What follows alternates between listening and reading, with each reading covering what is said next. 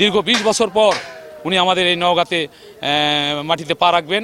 এজন্য আমরা সবাই অত্যন্ত আনন্দিত, ঈদের মতো আনন্দ অনুভব করছি আমরা সবাই। আপনারা লক্ষ্য করছেন যে কয়েকদিন থেকে আমরা এই মাঠে সবসময় অবস্থান করছি।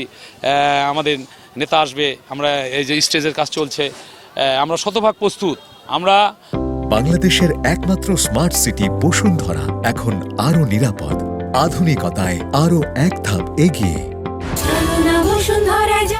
আমাদের এই নেতার জন্য আমরা যে সর্বোচ্চ যে তার জন্য যে নিরাপত্তা ব্যবস্থা, আমরা ইতিমধ্যে আমাদের জেলা প্রশাসক সাহেবের সাথে এবং আমাদের জেলা পুলিশ সুপার সাহেবের সাথে আমরা কথা বলেছি। তাও আমাদেরকে সার্বিকভাবে সহযোগিতা করবে ইনশাল্লাহ। আমাদের এটা কৃষিপ্রধান এলাকা, বাংলাদেশের সিংহভাগ আমরা চাউল ধান এখান থেকে আমরা চাউল রপ্তানি করি।